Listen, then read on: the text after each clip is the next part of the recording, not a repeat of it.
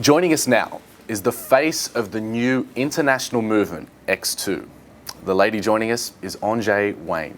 Lovely to have you here. Hi Joel, how are you? Very well, thanks for joining us. Thanks for having me. The name Anjay, before we get moving, tell us about the name. Joel, it has actually been my claim to fame because I'll tell you why no one can pronounce it. No one can, how did I do? I had to explain it to you slowly. Well, No, we got Anjay is actually, believe it or not, sort of a feminine version of the French word angel. Yeah. So it actually is directly translated to messenger. To messenger. Messenger. Which is exactly what you are and why you're here today. It's quite ironic, isn't it? Now the X2 movement. Yes. Tell us a bit more about it. Very exciting. Have you got all day?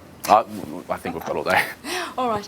The X2 movement is a very, very empowering movement which is about to hit globally, where there's a group of very successful and dynamic women from different walks of life, Yeah. not necessarily financially successful, who are actually going to educate and motivate the world on how to understand themselves and empower other women. It's about connecting and empowering women, isn't it? It's about teaching people how to network at a different level, but also how to really live and become somebody.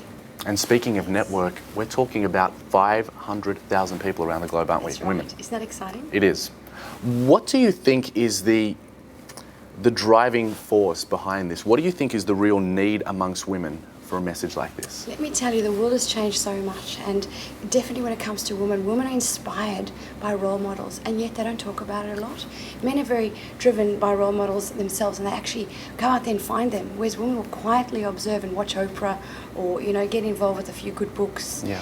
And I think what's happened is we want to really take people and help them find real role models they can actually liaise with, email with, read their books, work with their material, and actually help them throughout the next period of their life. So not just someone that they can go to a seminar and then walk away and have nothing left at the end of it.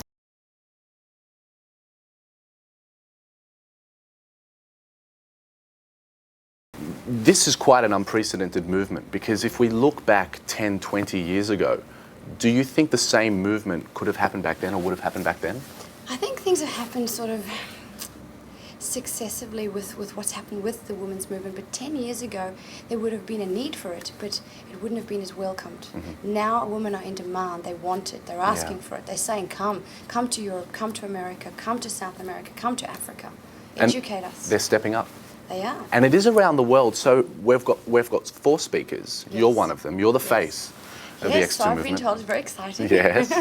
So how is this message going to translate to each of the countries? How is it going to touch each country individually? Now this is something we really spoke about in all our meetings when we're putting this movement together. I think in your different countries, like your Indias, we have to really work with your different cultures and really listen to what they want. Yeah. And that's why the 4 speakers are great, because we come from 4 different walks of life, Yeah. very multicultural, and therefore we're very open to, it's all really through love and through emotions. And with women we connect at that level anyway. So you mentioned love and you mentioned emotions. Yes. It sounds like, despite the fact that we are talking about 30 different countries, Yes. that we are talking about women from all walks of life and from different cultures, that there are some common threads. What are the common threads? There are going to be some common threads. Joel, I will be honest, I think women are very competitive as it is, right? So you're going to have your confrontational white-collar corporate who are going to want to attend these events, but it's not just a business event. Yeah. Then you're going to have your housewives who would love to come but wouldn't come because they're thinking, oh no, it's all about this business type seminar. We're trying to engage everyone to warm, where you walk into the room and you don't have a label. Yeah. You're not someone from a corporate law firm, you're not someone from a hospital working as a nurse, you're not a teacher, you're a woman.